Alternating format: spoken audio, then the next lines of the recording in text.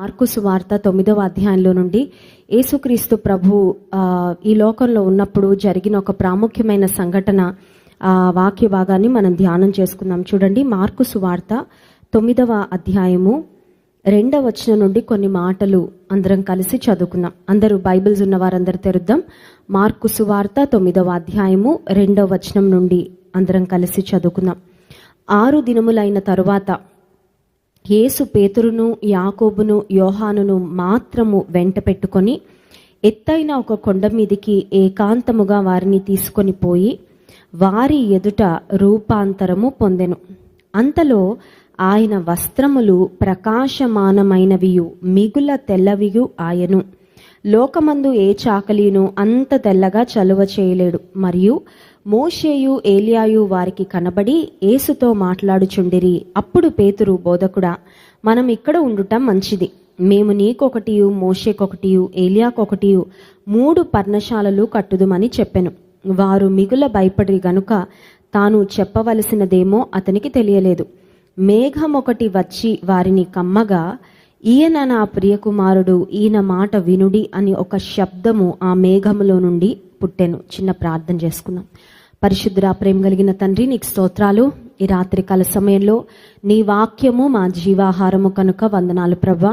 అనుదిన ఆహారాన్ని అనుదినము ఆత్మీయంగా మేము బలపడుట కొరకు మాకు అవసరమైన జీవపు మాటలు మీరు అనుగ్రహిస్తున్నందుకు స్తోత్రాలు. ఈ రాత్రికాల సమయంలో నన్ను సంపూర్ణంగా మీ సిలువ చాటును మరుగుపరచండి. కేవలము నీ నోటి బురగా వాడుకోనండి. ఒక మనిషి మాట్లాడితే ఎవ్వరికి మేలు ప్రయోజనం కలగదు, కానీ నీవు మాట్లాడితే మేము బాగుపడతామయ్యా. మీరు మాట్లాడితే మా జీవితాలు స్థిరపడతాయి కనుక ఈ రాత్రికాల సమయంలో నన్ను మీ సిలువ చాటును మరుగుపరిచి నీ నోటి బూరగా వాడుకొనుమని యేసునామమున ప్రార్థిస్తున్నాము తండ్రి, ఆమెన్. యేసుక్రీస్తు ప్రభు ఆయన పరిచర్య చేసిన దినాల్లో జరిగిన ఒక ప్రాముఖ్యమైన సంఘటన, very remarkable incident during Jesus earthly life. యేసు ప్రభు కేవలం 33.5 సంవత్సరాలు మాత్రమే ఈ లోకంలో బ్రతికితే, ఆయన బ్రతికిన 33.5 సంవత్సరాలలో ప్రాముఖ్యంగా 30 సంవత్సరం నుండి 33.5 సంవత్సరం వరకు, అంటే 3.5 years ఆయన జీవితంలో పబ్లిక్ మినిస్ట్రీ, అంటే వ్యక్తులను, ప్రజలను కలుసుకుంటూ వారికి దేవుని రాజ్య సువార్తను బోధించడం, అనేక మందిని బాగు చేయడం, అనేక మందితో యేసు ప్రభు మాట్లాడిన మాటలు, అవన్నిటినీ మనం మత్తయి, మార్కు, లూకా, యోహాను ఈ 4 సువార్తల్లో మనం గమనించగలం. యేసుక్రీస్తు ప్రభు ఈ లోకంలో జీవించిన దినాల్లో జరిగిన ఒక వెరీ రిమార్కబుల్, చాలా స్పెషల్ ఇన్సిడెంట్ అండి, ప్రత్యేకమైన సంఘటన. యేసు ప్రభువు అన్ని సంఘటనలు అందరి ఎదుట చేయలేదు. కొన్ని ప్రత్యేకమైన అనుభవాలు ఆయన ఏర్పాటులో ఉన్న కొంతమందికే ఆ అనుమతి ఇచ్చినట్లుగా మనం గమనిస్తాం. అది that was totally God's choice. అన్నీ అందరికీ ఎందుకు బయలుపరచలేదయ్యా అంటే మేబీ వారి ఆత్మీయ స్థాయిని బట్టి, మేబీ వారికి ఉన్న ఆత్మీయ ఆసక్తిని బట్టి, ఆర్ మేబీ భవిష్యత్తులో దేవుడు వారిని ఎలా వాడుకోబోతున్నాడో దాని కొరకు ఒక ముందు సిద్ధపాటుగా కొంతమందికి మాత్రం కొన్ని ప్రత్యేకమైన అనుభవాలు, కొన్ని ప్రత్యేకమైన ప్రివిలేజెస్, ఆధిక్యతలు దేవాతి దేవుడు అనుగ్రహించాడు. చాలాసార్లు మనం అనుకుంటాం మందిరానికి వెళ్తే అందరం ఒకటే కదా అని. అఫ్కోర్స్ దేవుడు అందరినీ ప్రేమిస్తున్నాడు, అందరి పక్షంగా ఆయనకు ప్రణాళికలు ఉన్నాయి. కానీ ఆయనకు మనం దగ్గరగా వచ్చే విధానాన్ని బట్టి ఆత్మీయతలో తేడాలుంటాయి, మన ఆత్మీయ అనుభవాలలో తేడాలుంటాయి, దేవునితో మనకున్న సాన్నిహిత్యంలో తేడా ఉంటుంది. నీవు దేవుని వాక్యానికి విధేయత చూపించి జీవించే విధానాన్ని బట్టి నీకు దేవుడిచ్చే ప్రివిలేజెస్, కొన్ని ప్రత్యేకమైన ఆధిక్యతలు దేవుడు అనుగ్రహిస్తారు. యేసుక్రీస్తు ప్రభువు ఆయన భూమి మీద జీవిస్తున్న దినాల్లో ఆయన రూపాంతర కొండపైకి వెళ్ళారు అని వాక్యాల్లో మనం చూస్తున్నాం. ఆ కొండను రూపాంతర కొండ అని పిలుస్తారు. That was a normal mountain, ఒక మామూలు కొండే అండి. ఆ కొండ ఎక్కిన వాళ్ళందరూ రూపాంతరం చెందలేదు, నార్మల్ కొండే. కానీ ఆ కొండకు రూపాంతర కొండ అని పేరు పెట్టారు, ఎందుకంటే యేసు ప్రభు దాని మీద ఎక్కిన తర్వాత ఆయన రూపాంతరం చెందారని. 3 శిష్యులను మాత్రం ఆయనతో పాటు తోడుకొని వెళ్ళారు. ఎందుకండి, ఆ దర్శన భాగ్యం అందరికీ ఇవ్వచ్చు కదా. యేసు ప్రభు ఆ స్పెషల్ సైట్, ఆ స్పెషల్ ఎక్స్పీరియన్స్ పొందుకోవడానికి 12 మంది శిష్యులకు అనుమతి ఇవ్వచ్చు కదా. అంటే ఆయన చిత్తంలో అది లేదు. 3 శిష్యులకు మాత్రమే ఆ పర్మిషన్, ఆ ప్రివిలేజ్ దేవుడిచ్చారు. సో పేతురు, యాకోబు, యోహాను 3 వెంట పెట్టుకొని యేసుక్రీస్తు ప్రభు ఏకాంతంగా కొండపైకి వారిని తీసుకొని వెళ్లారు అని వాక్యంలో గమనిస్తున్నాం. కొండపైకి వెళ్ళిన తర్వాత ఏం జరిగిందంటే యేసుక్రీస్తు ప్రభు రూపాంతరము చెందారు. ట్రాన్స్ఫిగరేషన్ అంటారు. రూపాంతరం అంటే ఏంటి? యేసు ప్రభు దేవాది దేవుడైండి మానవునిగా ఈ లోకానికి దిగివచ్చారు. సో ఆయన బ్రతికిన దినాల్లో ఆయన అద్భుతాలు చేసినప్పుడు ఈయన దేవుని కుమారుడు, ఈయనలో శక్తి ఉంది, ఈయనలో ప్రభావం ఉంది, ఈయన వస్త్రాల్లో కూడా అద్భుతాలు చేసే శక్తి ఉంది, ఈయన మాటలో కూడా శక్తి ఉంది, ఈయన చూపులో కూడా శక్తి ఉంది, ఈయన స్పర్శలో శక్తి ఉంది అని ఆయా సందర్భాలలో యేసు ప్రభు చేస్తున్న కార్యాలను బట్టి అక్కడ ఉన్న వ్యక్తులకు ఒక సాక్ష్యాధారాలుగా యేసుప్రభు చేస్తున్న కార్యాలు ఉంటే, ఇక్కడ జరిగిన సందర్భం ఒక ప్రత్యేకమైన ఒక వ్యత్యాసమైన అనుభవం అని చెప్పాలి. ఎందుకంటే యేసుప్రభు మానవునిగా ఈ లోకానికి వచ్చిన ఒక మాటలో చెప్పాలంటే అక్కడ ఒక అన్వెయిలింగ్ అనేది జరిగింది. చూడండి, వివాహం అవుతున్నప్పుడు పెళ్లి కుమార్తెలకు వెయిల్ వేస్తారు. వెయిల్లో నుంచి కూడా పెళ్లి కూతురు ఇలా ఉంటుంది అలా ఉంటుంది అని మనకి ఒక ఐడియా వస్తుంది. బట్ స్పష్టంగా చూడాలంటే పెళ్లి ప్రమాణాలు అయ్యాక ఆ పెళ్లి కొడుకు వెయిల్ తీసిన తర్వాత that's when you get a clear picture. ఆ పెళ్లి కుమార్తె యొక్క ముఖము, ఆమె రూపము, ఆమె పరిస్థితులు ఏంటి స్పష్టంగా వెయిల్ తీసినప్పుడు కనబడుతుంది. యేసు ప్రభు ఈ లోకంలో బ్రతికిన దినాల్లో ఆయన దైవ కుమారుడని, దేవుడే ఈ లోకానికి వచ్చారు అని ఆయా సందర్భాల్లో తెలుస్తూ ఉన్నప్పటికీ మౌంట్ ఆఫ్ ట్రాన్స్ఫిగరేషన్ మీద అంటే రూపాంతరం చెందిన ఆ అనుభవంలో ఒక మాటలో చెప్పాలంటే అన్వెయిలింగ్ అంటే యేసు ప్రభువులో ఉన్న దైవత్వము ఒక ప్రత్యక్షమైన విధానంలో కళ్ళకు కట్టినట్లుగా యాకోబు, యోహాను అలాగే పేతురు వీరి ముగ్గురికి దొరికినట్లుగా వాక్యంలో మనం గమనిస్తున్నాం. యేసు ప్రభు రూపాంతరం చెందారు అంటే ఏం జరిగింది అని ఆలోచిస్తే 3వ వచనం, అంతలో ఆయన వస్త్రములు ప్రకాశమానమైనవియు మిగుల తెల్లనివియు ఆయను, లోకమందు ఏ చాకలియును అంత తెల్లగా చలువ చేయలేడు. ఐ రిమెంబర్ వాషింగ్ పౌడర్ నిర్మా అని ఒక యాడ్ వస్తుండేది, పాత యాడ్, చాలా ఈ తరంలో వాళ్ళకి తెలియదు అది. అందులో అది యాడ్ ఎలా చేశారో తెలియదు కానీ యాడ్ మేకింగ్లో అలా బకెట్లో నుంచి ముంచి తీయగానే ఒక అన్ఇమాజినబుల్ వైట్నెస్ వచ్చేస్తుంది అనమాట. ఈ డిటర్జెంట్స్ యాడ్స్ ఏవైనా సరే మరి ఏమి లైట్లు వేస్తారో ఏమి ఎఫెక్ట్లు పెడతారో తెలియదు కానీ మనం ఎప్పుడు చూడనంత తెల్లదనం అలా ముంచి లేపగానే యాడ్ను ఆకర్షణీయంగా తర్వాత మనం బాగా కొనుక్కోవాలి వాళ్ళ ప్రోడక్ట్ అన్న ఉద్దేశంతో ఏం లైట్లు పెడతారో ఏం ఎఫెక్ట్లు వాడతారో తెలియదు కానీ ఒక ప్రత్యేకమైన ప్రకాశం ఆ లైటింగ్ వచ్చేస్తూ ఉంటుంది ఆ ముంచి లేపిన బట్టల్లో నుండి. అక్కడ జరిగింది ఏంటి అని ఆలోచిస్తే అక్కడ ఏ డిటర్జెంట్ లేదండి. ప్రపంచంలో ఏ డిటర్జెంట్, ఏ చాకలి వాడి కూడా అంత తెల్లగా శుభ్రం చేయలేడు వస్త్రాలను. యేసుక్రీస్తు ప్రభు రూపాంతరం చెందిన ఆ సందర్భంలో ఆయన వస్త్రములు ప్రకాశమైనవియు మిగుల తెల్లవియు ఆయన.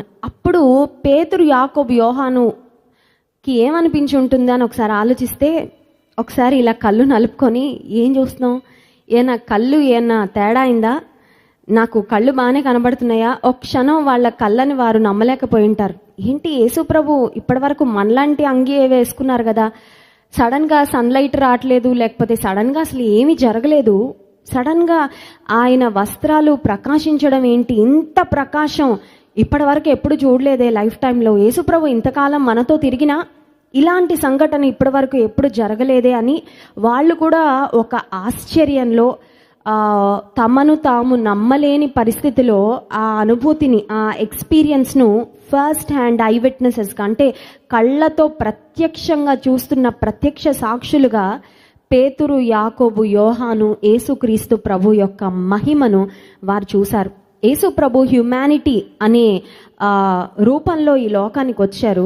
మనిషి రూపాన్ని, మానవ రూపాన్ని ధరించుకొని వచ్చాడు. మనకు అర్థం అవడానికి దేవుడు అంటే ఏంటో, మన పాపముల నిమిత్తం ప్రాయశ్చిత్తం చేయడానికి. అయితే అక్కడ ఏం జరిగిందంటే మౌంట్ ఆఫ్ ట్రాన్స్ఫిగరేషన్ మీద రూపాంతర కొండ పైన యేసుక్రీస్తు ప్రభు యొక్క మహిమ యొక్క టేస్ట్ అన్నమాట. It's just a four taste, ఒక రుచి అంతే.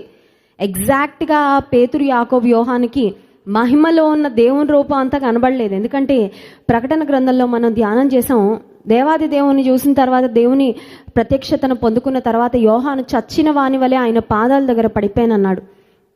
పరలోకానికి వెళ్ళిన తర్వాత we all will get a full feel, ఒక టోటల్ ఫీలింగ్, ఒక కంప్లీట్ అండర్స్టాండింగ్. అసలు దేవుడు ఎలా ఉంటాడు, ఆయన మహిమ ఎలా ఉంటుంది, ఆయన తేజస్సు ఎలా ఉంటుంది, ఆయన ప్రభావం ఎలా ఉంటుంది, ఆయన పవర్ ఎలా ఉంటుంది, ఆయన పరిశుద్ధత ఎలా ఉంటుంది, అవన్నిటి యొక్క కంప్లీట్ ఫీల్ మనకి పరలోకానికి వెళ్ళాక వస్తుంది. కానీ ఒక ఫోర్ టేస్ట్, ఒక చిన్న రుచిలాగా, ఒక చిన్న అనుభూతిలాగా, చిన్న అనుభవంలాగా పేతురు, యాకోబు, యోహానుకు దేవుడు ఆ అనుభవాన్ని వాళ్ళకి దయచేశారు. ఆ రూపాంతరం చెందుతున్న సందర్భంలో చూసే భాగ్యాన్ని ఇచ్చారు. అది చూసిన పిమ్మటే పేతురు భక్తుడు తాను పేతురు పత్రికలో, తాను వ్రాసిన పత్రికలో ఈ మాటలు వ్రాసారు. చూడండి, 2 పేతురు పత్రిక 1వ అధ్యాయము 16వ వచనం నుండి 18వ వచనం వరకు మనం చదివినట్లయితే అక్కడ కొన్ని మాటలు మనం చూస్తాం.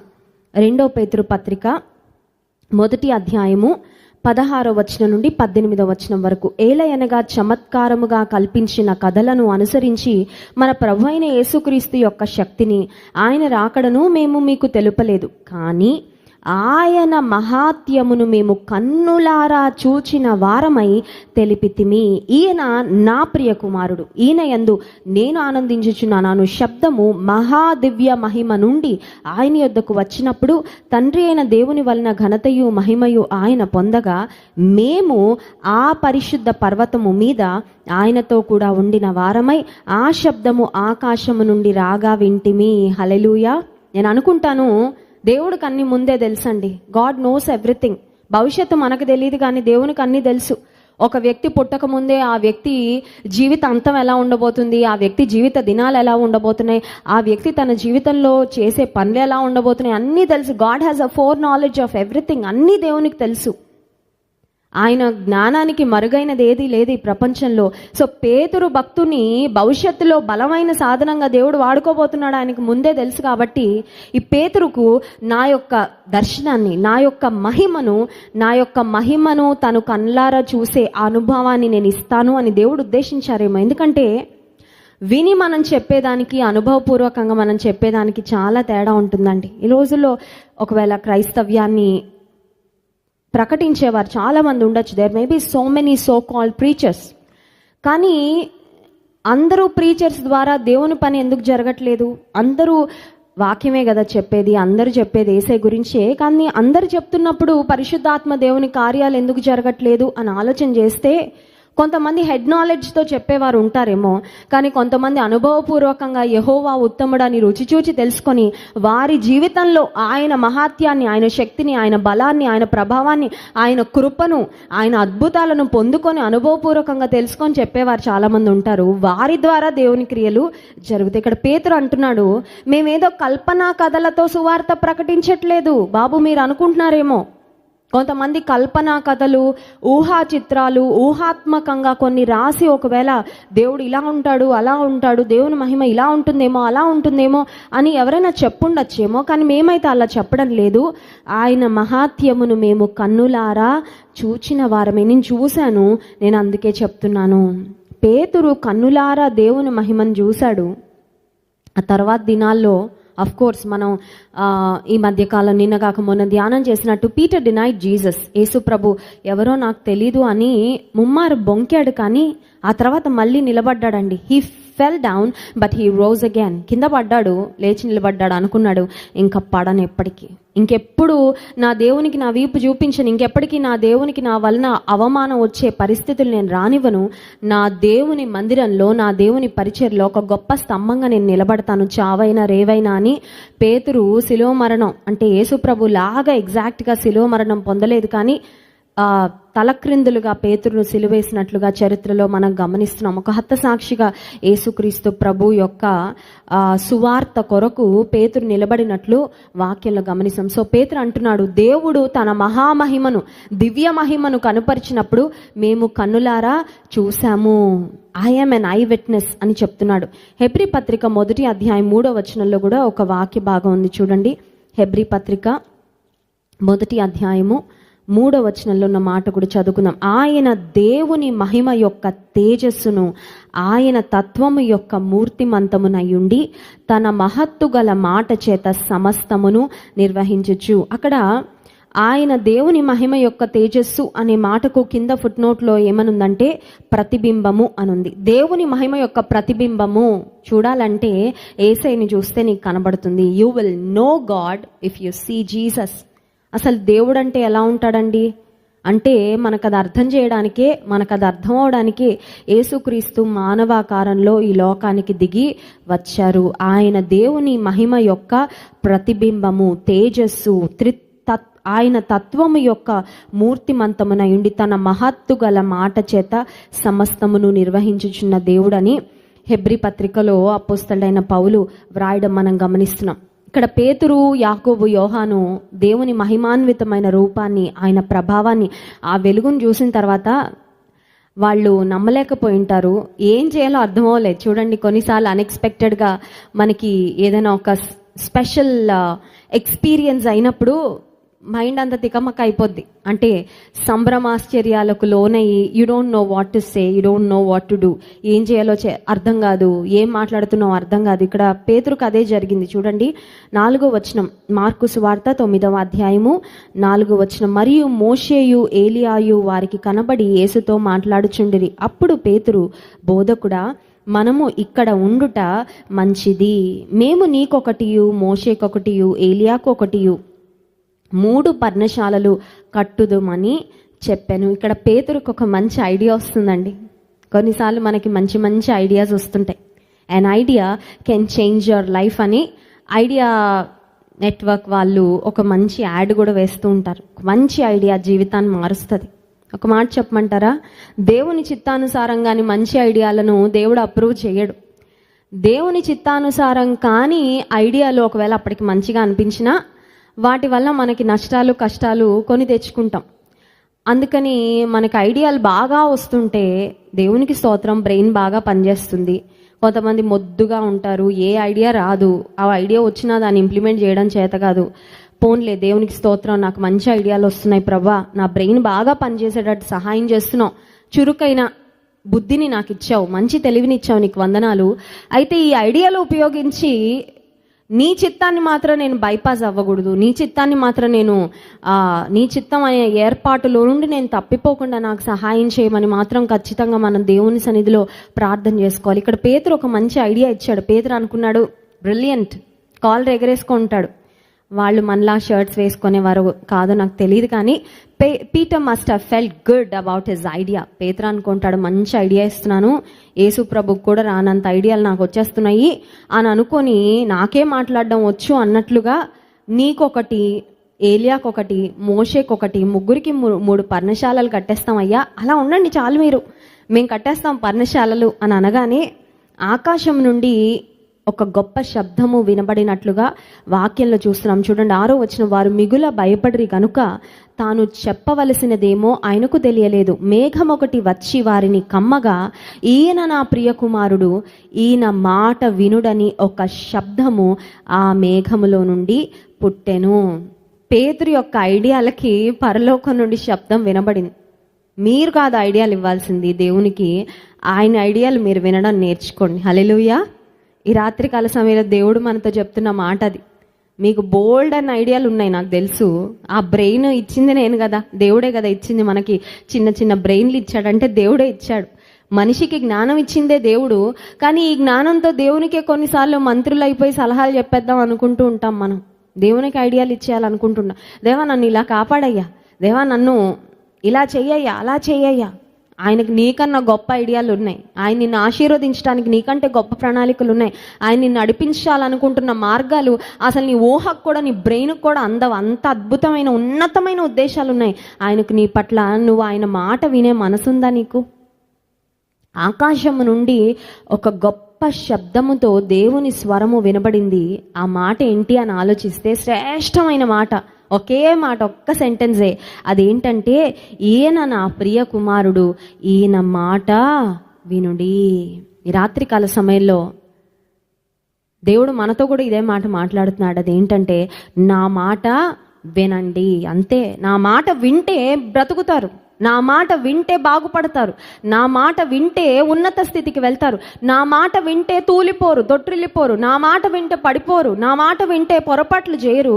నా మాట వినండి. లూకాసు వార్త 11వ అధ్యాయం 28వ వచనంలో ఒక్క మాట మనం చదువుకొని ముగించుకుందాం. లూకాసు వార్త 11వ అధ్యాయము 28వ వచనం. Luke chapter 11 verse 28. ఆయన అవును గాని దేవుని వాక్యము విని దానిని గైకొను వారు మరి ధన్యులని చెప్పెను.